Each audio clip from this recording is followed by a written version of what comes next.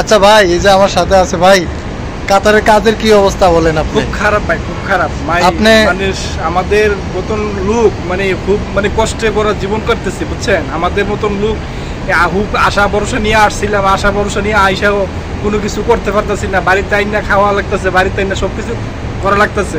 এখন ভাই আমাদের মতন লোক এই জন্য মানে ইয়া করতেছি, মানে কষ্ট ভোগ করতেছি। তাইলে এখন মনে করেন যে নিজস্ব লোক আনলো তারপরও কষ্টই হবে, কারণ কাতারের পরিস্থিতি খুব খারাপ ভাই, বেশি খারাপ।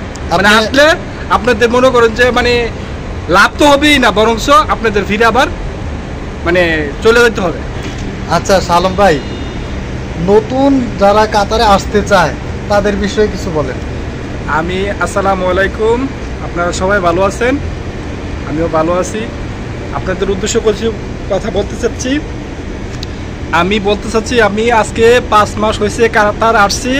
আমাদের অবস্থানটা একটু খারাপ, বুঝছেন? আমার এখনও চাকরি বাকরি হয়েছে না। আমি রেন্ট পিন করে আসছি। এখন আমাদের রেন্ট পিন তো আমি কাজ করতে পারলাম না, আমি রেন্ট দিতে পারতাম। এখন তো আমি কাজই করতে পারতেছি না, কাজও নাই, ঠিক আছে? তো এখন আমি যে আসছি আইসা তো আমি বহুত মানে বিপদে আছি।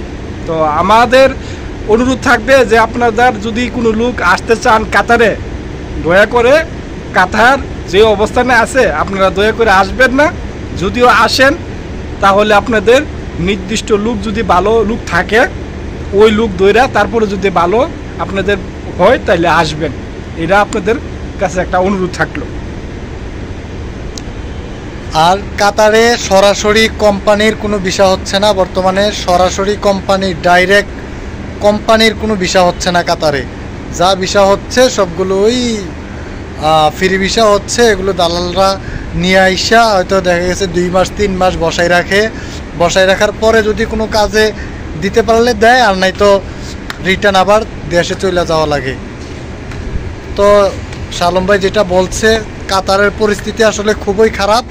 দয়া করে নতুন কেউ দয়া করে কাতারে আসবেন না, এটা আপনাদের সকলের প্রতি আমার একটা অনুরোধ।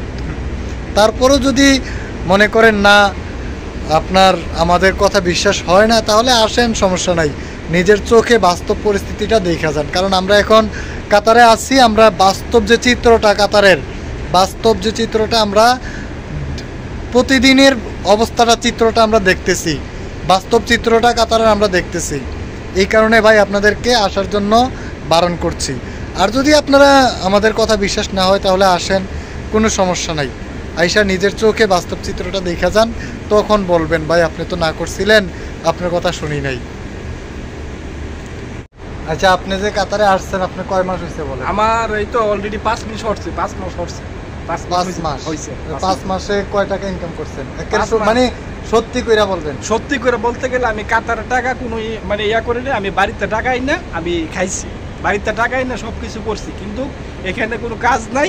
এখানে দালাল কিছু বলে যে কাতারে কাজ আছে, কাতারে এই আছে সেই আছে, এইগুলি বলে মানুষকে হয়রানি শিকার করে, ঠিক আছে? মানুষের থেকে এগুলি এরা ইয়া করে, তাদের ব্যবসা বাণিজ্য এইরকম লস হইব দিকে এরা এই সমস্ত মিথ্যা কথা বললা, মিথ্যা আশ্রয় নিয়ে তারা মানুষের থেকে এই ধরনের কাণ্ড কৃত্য করে। আচ্ছা, আপনি সবচেয়ে থেকে মানুষের সচেতন নিব, মানুষ আমরা তো সচেতন হয়ে চলি। বাড়িতে থাকতে কি করতেন বলেন? বাড়িতে থাকতে আমি কাজ করতাম, আমাদের ব্যবসা আছে, দোকান আছে। আমি এখন গাড়ি চালাইতাম, আমাদের গাড়ি আছিল, গাড়িও চালাইতাম, আমার সব কিছু আছে। আমি ওইখানে আমার নিজের লোক আইন না আমাকে আজকে ফাঁসাইয়া তুইছে। এই জিনিসটা এখন আমি নিজেই বুঝতেছি যে আমার নিজের লোক আইন না আমার ফাঁসাইছে। আর মানুষকে এই যে হয়রানি স্বীকার করতেছে, এই যে দালাল মালালা, তারা এই সমস্ত মিথ্যা কথা বললে তারা এই ধরনের কিছু করে মানুষের লোক আনে বা তারা এই ধরনের কাজ কারবার করে, তারা তো এটা আমরা সব কিছু জানতে হবে, সব কিছু জানি না শুনে বুঝছে, তারপর আমরা একটা কিছু করতে আমরা চেষ্টা করি সবচেয়ে। আচ্ছা, আপনি বাড়িতে থাকতে সিএনজি চালাইতেন? হ্যাঁ, সিএনজি চালাইতাম। আপনার দৈনিক ইনকাম কত আছিল? দৈনিক আছিল প্রায় 1500 টাকায় আছিল, মানে মিনিমাম। আচ্ছা, বাড়িতে থাকা অবস্থায় আপনি দেশে থাকতেন, সিএনজি চালাইতেন, দৈনিক 1000 বা 1500 টাকা দৈনিক ইনকাম ছিল? অবশ্যই ছিল। আচ্ছা, আমাদের যেটা সত্য এটাই বলছি, আমরা কর্তব্য আমাদের বলার আমরা বললাম। এখন আপনারা ভালো থাকেন, সুস্থ থাকেন। আচ্ছা এই ভাইয়া আসছে 5 মাস, ঠিক আছে? 5 মাস অলরেডি শেষ, কিন্তু 5 মাসের মধ্যে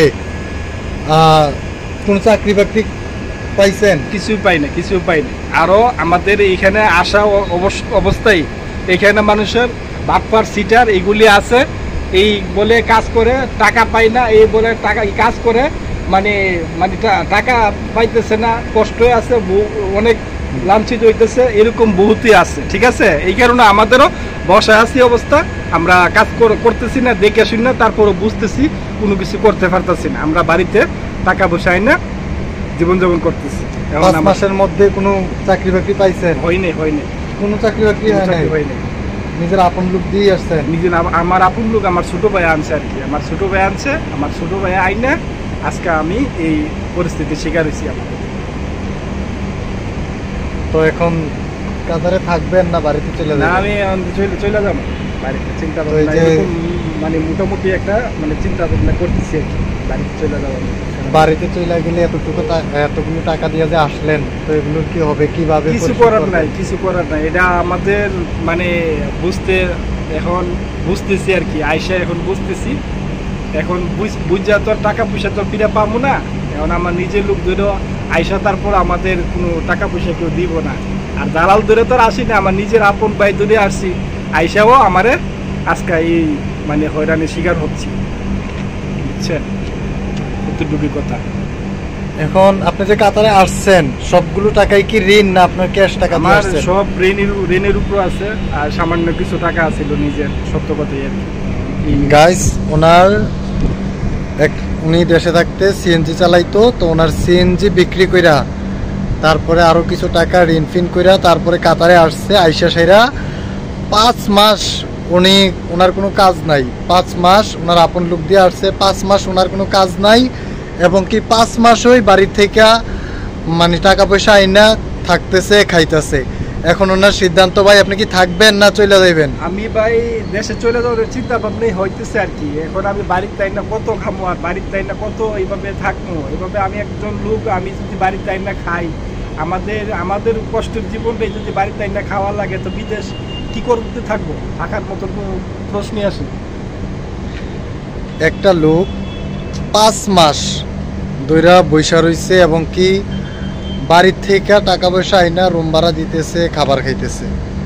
এখন সে যদি কাতারে না আইসা দেশে যে কাজটা করতো, সিএনজি চালাইতো বা যেই কোনো একটা ব্যবসা বাণিজ্য করতো, তাহলে প্রত্যেক মাসে সর্বনিম্ন 20 থেকে 30,000 টাকা ওনার প্রত্যেক মাসে ইনকাম হইতো। কিন্তু কাতারে এতগুলো টাকা দিয়ে আইসা এখন নিজেই মানে এই টাকাগুলোর কি হবে? এখন তিনি হয়তো সম্ভবত, আমি যতটুকু জানি, ঈদের আগেই বাড়িতে চলে যাইব। তো বাড়িতে চলে গেলে এতগুলো টাকা দিয়া যে উনি আসছে, ঋণ ফিন করে আসছে, তো উনি টাকাগুলো কিভাবে শোধ করব? আবার যে আগের অবস্থানটাই উনি ছিল, এই আগের অবস্থানটা আবার কত বছর পরে উনি দাঁড় করাইব? কত পরিশ্রম করা লাগবো যে আগের অবস্থানে ছিল উনি, এই আগের অবস্থানে আবার যাইতে কতটুকু পরিশ্রম আবার ওনাকে করতে হবে? অনেক সময়ের ব্যাপার। কারণ গাইস, এই কারণে বলছি, আপনারা দালালের ফাঁদে পা না দিয়ে, যদি কারো আপন লোক থাকে, যেমন বাবা, বড় ভাই, ছোট ভাই বা চাচা বা এরকম, যদি মানে নিজের আপন বোন জামাই, এরকম আপন লোকের ভিতরে যদি কেউ আসতে চান, যদি ভালো কোনো কাজ দিতে পারে বা ভালো কোনো লিঙ্ক আপ থাকে তাদের, তাহলে আসেন, কোনো সমস্যা নাই। কিন্তু আপনাদের অনুরোধ করে জানাচ্ছি, কিন্তু দালালের মাধ্যমে, দালালের মিষ্টি কথায়, দালালের ফাঁদে পা দিবেন না, এটা আপনাদের কাছে আমার অনুরোধ।